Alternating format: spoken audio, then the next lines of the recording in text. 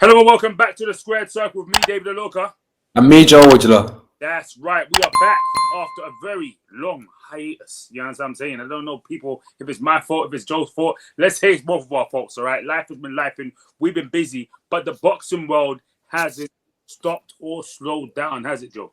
It has not. And to be fair, apologies, we missed a bit of news for you lot, but don't worry, boxing has still been moving. And today we will be talking about Tyson Fury's antics. Now, the IBA, a new boxing association, has just been having an event with a few boxing fights going on this weekend, I believe. And they've shouted all of the boxers down. One big one who we don't know if he is the boxer or not right now, Tyson Fury. He's been coming out with a lot of things to say, David. He has been saying that a lot about Oleksandr Usyk, a lot about the two fights that he's had, and that he wants a potential trilogy with Oleksandr Usyk. First of all, Tyson Fury believes he got robbed against Oleksandr Usyk. We was there for the rematch. We watched it. We felt it was a close fight, but nonetheless, we still gave it to Oleksandr Usyk, if my memory does stay with me. I can't believe that Tyson Fury is saying that he got robbed in this. He said that he won it by 5 rounds. He said he wants a fair fight. He wants a fight in Wembley, which we'll go later on in the video. But yeah, first initial thoughts about Tyson Fury claiming that Usyk, he got robbed before the judges. Tyson Fury is funny because, you know what I'm saying, the same way that we've been on hiatus for a little bit, Tyson's also been on hiatus. And, you know what I mean, the cash came out. I think the cash came out from the IBA, bringing a lot of people down. Derek Chisora, was Big Baby Miller, Terence Crawford. Some people are headed over to Turkey for this new boxing organization to add a new belt to the to the countless the alphabet circle, the alphabet soup of belts that we have. I wonder if the IBO are probably sitting there thinking, wait a minute, not so fast, all right? Don't, you know what I mean? We haven't even got ratings yet, and meanwhile, you men are out here doing a brand new thing. Their belt needs some help as well. The belt doesn't look that lit. But aside from that, they had the resources necessary to bring so many people from the world of boxing to Turkey to go and watch. And when I say Turkey, for those watching, I'm talking about Turkey, the country Turkey, not Turkey a la Sheikh. Especially when we're talking about cash and boxing. Usually we're talking about, when we say Turkey, it means one thing. But easy mistake to make. Easy mistake. We're not talking about Haiti out here. We're talking about the country of Turkey. Anyway, I digress, and I've digressed for a bit. Tyson Fury, when speaking about coming back, you know, he kind of swerved the AJ question, which is funny. Or kind of swerved AJ from that perspective, because the reality, the fact is, yeah, he's hurt. He's hurt by the fact that he's lost twice to Oleksandr Usyk, and you know, he said that he previously said doesn't care about anybody's opinion, but he does care about it, the fact that he's lost Oleksandr Usyk twice. In his opinion, in his view, he'd won the fight by 5 rounds. I think he said he watched the fight back 1,000 times or something like that. He said he made an obscene amount of number. He made an obscene number. You say that 250 times or something like that. Yeah. It's like yeah. All right, Tyson. But you know, I think whichever which way we can lure him back and get him back in this sport, I think will be good. Another thing about Tyson is I genuinely believe that he's looking at the situation and thinking, my days, I fought better against him that second time. If Daniel Dubois fights him and he beats him, then it's all going to look crazy. Because in reality, but at the same time, if Daniel Dubois fights him and he wins, then I want to go with him again because he is getting older. I said, listen, it doesn't matter who you are. If you keep fighting, eventually you're not going to be able to do it anymore. It doesn't matter who you are. Like Floyd Mayweather, if he was still continued fighting long past the 50, he would eventually lose. Like, it would happen. Doesn't matter how good you are. Eventually, your reactions become slower. Your strength depletes. The stamina that you had at a younger age depletes. And I think he is looking at Usyk and thinking, man, this guy's he's getting on 38, 39. Maybe next year is the time to strike. What do you think? I agree with you. Look, Father Time waits for no man, right? And let's go with that thought process from Tyson Fury. I think he's probably thinking like that as well. To be honest, I think the fact that he's calling it to be in Wembley in front of 100,000 people to make it basically 95% Tyson Fury fans back in the Brit at Wembley. I think he thinks that's going to help, and I think is a bit of denial, delusion going on with him, because look, Oleksandr Usyk is a man that cannot be intimidated. He's a God-fearing man. I believe he thinks the only thing that he's ever scared of in life is God. Do you know what I mean? He's a religious Christian man, so I don't think he will be intimidated by anyone. I think also, although Usyk is the older man between him and Fury, it's not like Fury's a spring chicken. Do you know what I mean? Like when he took a long hiatus of, I think, 18 months to 2-3 or whatever it was, when he had that that period of drug abuse, alcoholism, mental health issues. So that definitely did take a lot of him mentally, and he's probably still fighting demons, maybe every day or every other day, like he's said in the past.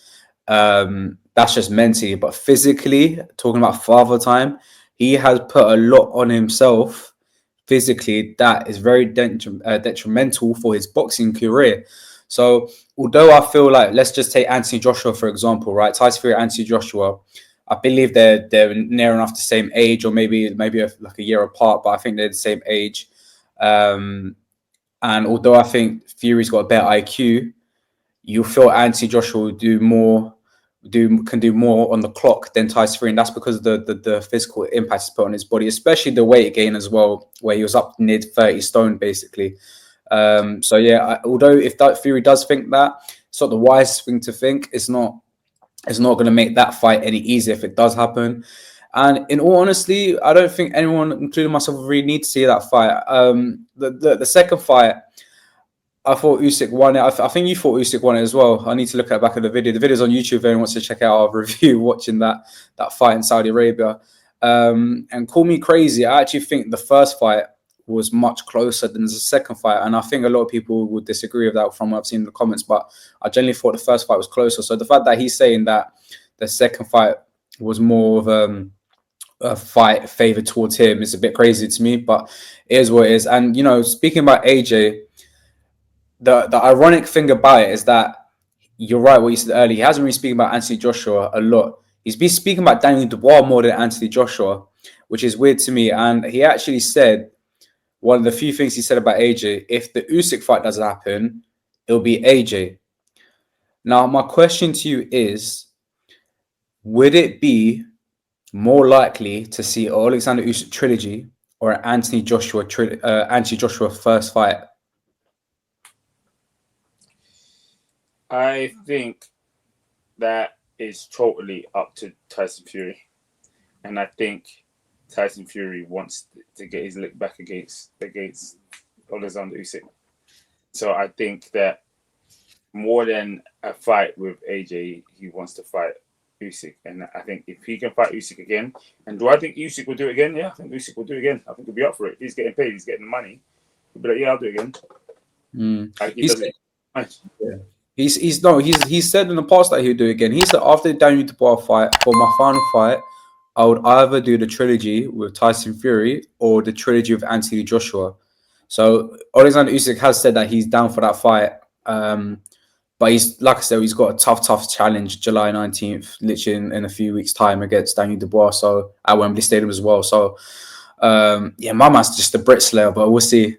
Like, it's crazy what Oleksandr Usyk, he keeps recycling. He started to recycle fights. He's not just doing doubles, now he's doing trilogy. He's potentially doing trilogies. Yeah. There's no one else to fight. But with Fury AJ, it's just like, to me, if I'm Tyson Fury, I'm a bit surprised from what he's saying, that he got robbed, he wants a fair shot. It's like, who you thought, like, no one believes what you're saying. And the fact that he's talking about retiring, not retiring. And then if I were to come at brother, like, everyone's actually tired of it now. Even when I'm doing videos on TikTok, just my comments filled up with boring. That's all I get with Tyson Fury. It's just boring because it's like the fans have had enough with your antics. I think if I'm him, I will do the honourable thing and do the Anthony Joshua fight next because I think that's the battle of Britain. I know Dubois is probably the #1 fight in Britain right now, but in terms of, I suppose, legacy and they're the two biggest fighters in this country, right? And that's still going to sell out Wembley maybe 3 times over, in my opinion. A lot of people would disagree with me for some reason. I don't see why people, maybe almost 50% of what I've seen, say that fight's gone, because it's like, why would you not want to see that fight? What's the worst that can happen? Do you know what I mean? You just like people are people. I don't get the mentality of people not want to see fights, even if it's like, I understand if it's a stealth fight, it doesn't make sense, but this one makes so much sense. So I don't understand why people don't want to see this type of fight, and it's disappointing because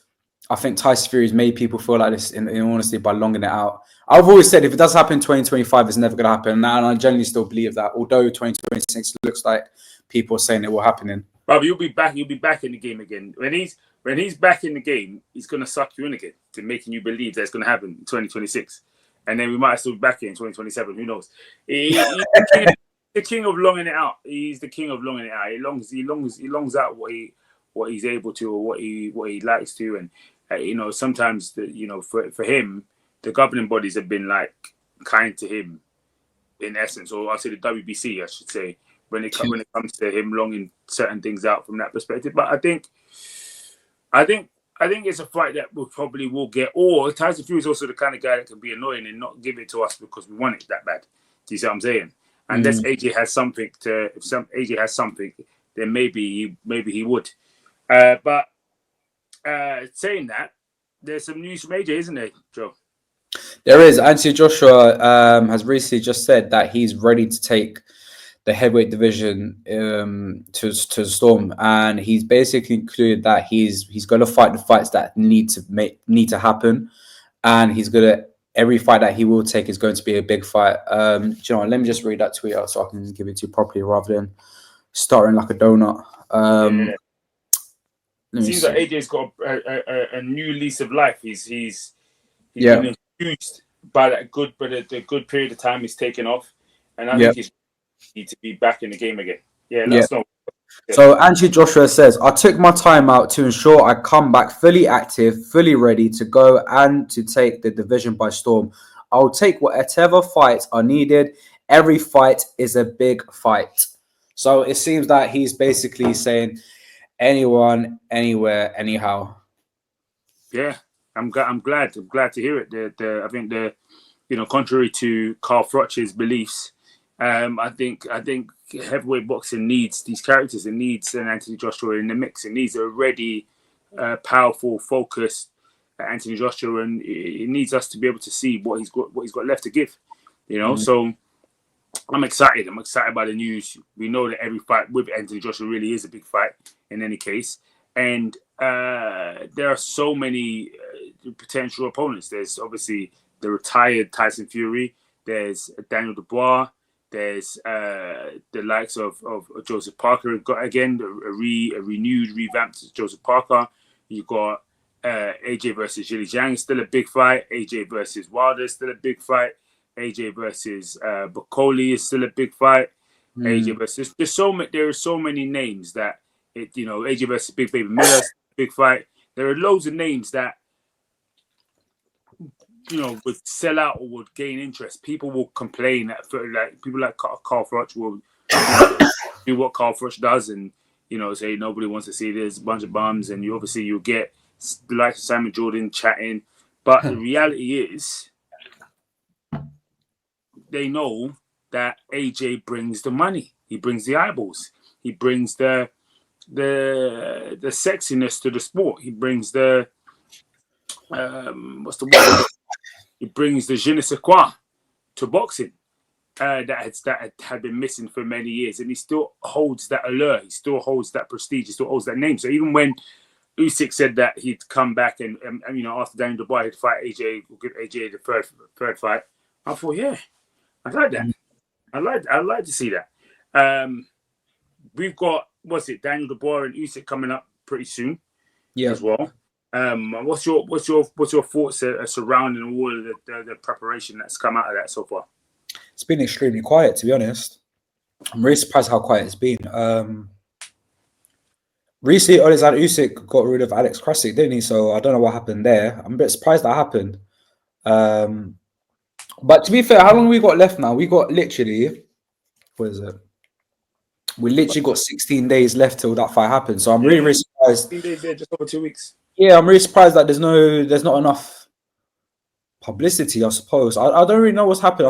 I think maybe next week there's gonna hype it up again. But with Alex Krasik and Oleksandr Usyk, I've been meaning to actually ask you about what you think has happened there.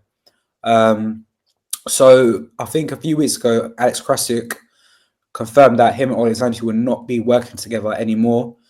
Alex Krasik has been with Oleksandr Usyk his entire career. So what are your initial thoughts about that? Because that was a massive shock for me.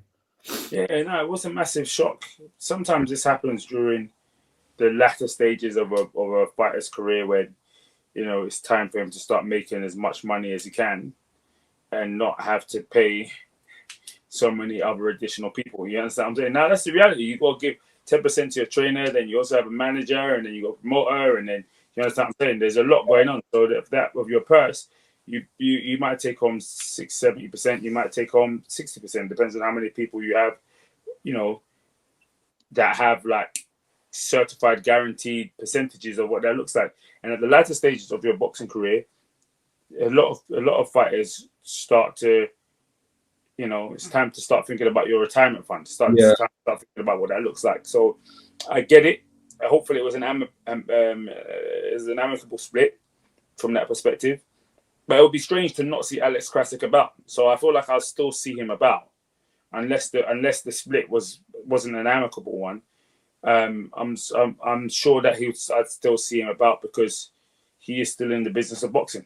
Yeah, I do think it was an amicable one, to be honest. I actually agree with you. I think that's exactly what's happened. I think Oleksandr Usyk, he has confirmed that he's got 2 fights left, including the Daniel Dubois fight.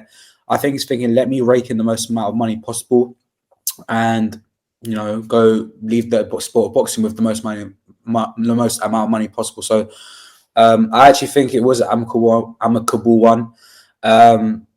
Even the way Alex Krasik was tweeting, he posted out on his social media platforms multiple times about thanking Oleksandr Usyk. So it seems like it's good there. The way I see this fight happen, I actually think that it's going to be a closer fight than the first one. I think Oleksandr Usyk will defeat Daniel Dubois unanimous decision. I don't think Daniel Dubois will get knocked out. I think Daniel Dubois' mentality is more rough, more resilient, rigid, stubborn. So I actually think Daniel Dubois is going to give the best Daniel Dubois we've ever seen. Unfortunately, I don't think it will be enough to defeat Oleksandr Usyk. I think Oleksandr Usyk is just a level above everyone still. Every time we doubt Oleksandr Usyk, whether it was against Anthony Joshua, the first time when Oleksandr Usyk was still wet behind the ears in the heavyweight division, the rematch saying Anthony Joshua's with a new trainer, with Robert Garcia, is going to be destructive Mexican style on the front foot. Anthony Joshua's not gonna let Oleksandr Usyk have anything like that night. Then when we think Tyson Fury is going to come in, Tyson Fury is going to show someone a boxing level that might be as good as Oleksandr Usyk, if not better. I remember I was in the Saudi for the first fight, and honestly, after round 7, I honestly thought Tyson Fury was boxing his way to one of the greatest British boxing performances we've ever seen. But Oleksandr Usyk does what Oleksandr Usyk does, turn the tides. That's what great fighters do, turn the tides. The rematch, you'd think, Tyson Fury. We saw Tyson Fury weighing in a record high.